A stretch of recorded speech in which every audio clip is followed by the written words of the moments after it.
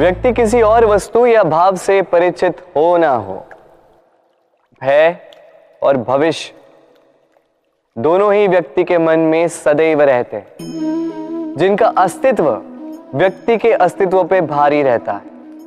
विचित्र है ना? वह वो है जिसे आप नहीं जानते, जो अनजान है, और इसी कारण आपको भय लगता है कि ना जाने क्या होगा। भविष्य वो है जो अब तक घटा ही नहीं, तो जो घटा ही नहीं उसके विषय में चिंता क्यों? आपके हाथ में है वर्तमान।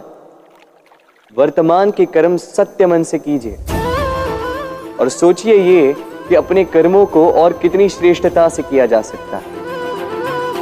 इसलिए आप विश्वास कीजिए,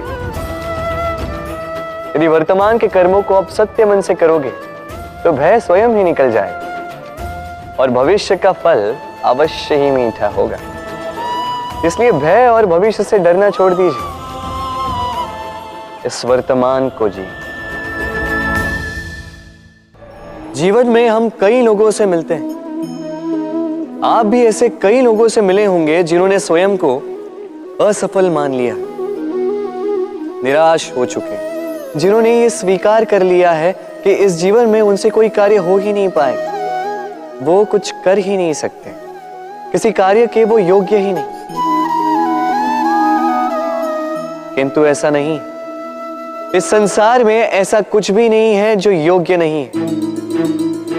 कोई ऐसा अक्षर नहीं है जो किसी मंत्र का भाग ना, कोई ऐसी जड़ी बूटी नहीं है जो औषधि ना, कोई ऐसा विष नहीं है जो समय आने पर अमृत ना बन जाए।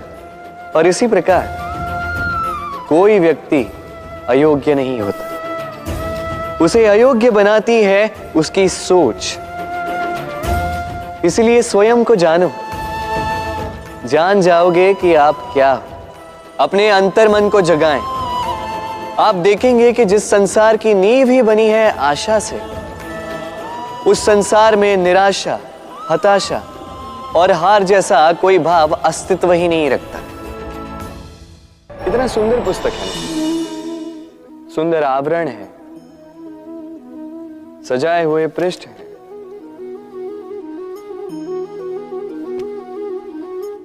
किंतु क्या ये सत्य में अद्भुत पुस्तक कहलाने की पात्र है? क्या इसमें जो लिखा है वो सत्य है, प्रेरणादायी है, हमारे लिए मूल्यवान है? कैसे निश्चय लिया जाए इस बात का? अब आप सोचेंगे कि सीधी सी बात है, आवरण को देख के पुस्तक की गुणवत्ता कैसे जानी जा सकती है? इसके लिए तो आपको उसे पढ़ना होगा, उसे समझना होगा, समय देना होगा, है ना? बिल्कुल उचित सोच रहे हैं आप। बस आश्चर्य की बात यह है कि पुस्तक के विषय में आप ये सारी बातें जानते हैं, किंतु किसी व्यक्ति के विषय में आप ये सारी बातें मन में नहीं लाते। व्यक्ति का मूल्यांकन भी उसके वस्त्रों से, उसके शारीरिक रूप से या उसकी सुंदरता से नहीं किया जा सकता। उसके लिए आपको उस व्यक्ति को पढ़ना होगा, उसे समझना होगा, उसे समय देना होगा। पर हम क्या करते हैं? पहनावे, रंग, सुंदरता को देखकर आकर्षित हो जाते हैं, उसे प्रेम समझ बैठते हैं और आए दिन कोई ना कोई ये कहते सुनाई देता है कि उसकी प्रेम कहानी सफल नहीं हो पाई, उसे छल मिला। किंतु इसमें दोष किसी और का नहीं, स्वयं आपका है। आपने उस व्यक्ति को समय नहीं दिया, आपने उस व्यक्ति के विचार नहीं परखे। प्रेम 2 क्षण में बनने वाला पकवान नहीं है, इसका स्वाद चखने के लिए आपको जीवन भर का समय देना पड़ेगा। तो समय दीजिए, एक दूसरे के रूप से नहीं, आत्मा से जुड़ी, निश्चित ही मन प्रसन्नता से कह उठेगा, राधे राधे। हम में ऐसा कोई नहीं होगा जिसने वृक्षों को ना देखा, वृक्षों पे इन पक्षियों को ना देखा, इनके घोंसलों को ना देखा, इन पक्षियों को अपने छोटे छोटे बच्चों को भोजन कराते ना देखा। संसार का सबसे ममत्व वाला दृश्य होता है। चिड़िया दूर से अपने चोंच में दाना भरकर लाती है, स्वयं भोजन करने में असक्षम संतान की चोंच में डालती है, स्वयं भूखी रहकर निस्वार्थ निश्चलता से। और जब संतान के पंख निकल आते हैं, वो उसे उड़ना सिखाती और उसके पश्चात उसे स्वतंत्र कर देती है अपना जीवन जीने के लिए, इस आकाश में उड़ान भरने के लिए। और हम मनुष्य क्या करते हैं? जिस संतान को हम पंछी की भांति पालते हैं, उसके पंख निकलते ही हम उसे बांध देते हैं, ये सोच के कि कहीं वो दूर उड़कर न चली जाए।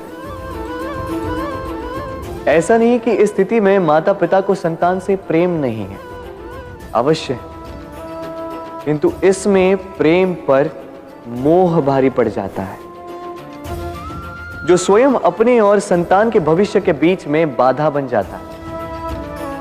हम ये भूल जाते हैं कि हम केवल जन्मदाता हैं, भाग्य विधाता नहीं। तो जब प्रेम में मोह आ जाए तो वो प्रेम नहीं, स्वार्थ बन जाता है।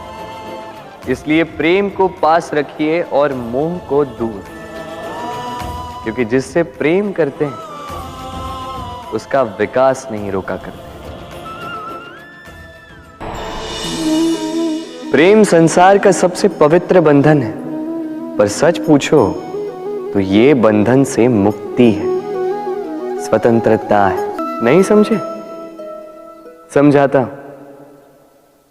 यदि कोई आपका प्रेम ठुकरा दे, यदि कोई आपका प्रेम समझ ही ना पाए, तो क्या होगा? कुछ उदास हो जाएंगे, कुछ छल करके प्रेम पाना चाहेंगे, तो कुछ बलपूर्वक प्रेम पर अधिकार करना चाहेंगे। किंतु यह आवश्यक नहीं कि जिससे आप प्रेम करते हो उसे भी आपसे प्रेम, क्योंकि प्रेम कोई वस्तु नहीं है, न राज्य है, न धन जिसे आप बल से अपने वश में कर सको। प्रेम वो शक्ति है जो आपके लिए हर बंधन तोड़ सकती है, किंतु स्वयं किसी बंधन में नहीं फंसती। तो जिससे भी आप प्रेम करते हो उसे स्वतंत्र छोड़ दीजिए, क्योंकि स्वतंत्रता ही वो भाव है जो जीव को सबसे अधिक प्रिय है। प्रेम सच्चा होगा तो उसे अवश्य समझ में आए। तब तक के लिए निस्वार्थ भाव से प्रेम कीजिए, स्वार्थ हट जाएगा तो प्रेम आ ही जाएगा और मन प्रसन्न होकर बोलेगा, राधे राधे। जब भी प्रेम की बात आती है, हम सबसे पहले मन में एक नायक और एक नायिका का चित्रण कर लेते हैं। क्यों? आपके साथ भी यही होता है ना? पर क्या प्रेम केवल नायक नायिका के आकर्षण का बंधन है?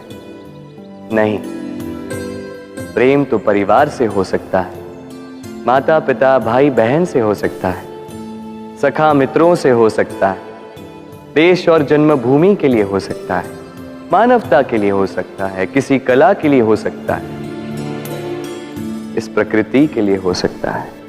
पर प्रेम कभी उस पन्ने पर लिखा ही नहीं जा सकता जिस पर पहले ही बहुत कुछ लिखा हो। जैसे एक भरी मटकी में और पानी आ ही नहीं सकता।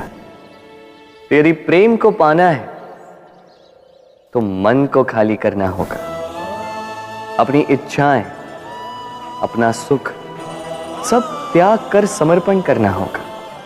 अपने मन से व्यापार हटा दो, तभी प्यार मिलेगा और मन प्रसन्न होकर बोलेगा, राधे राधे।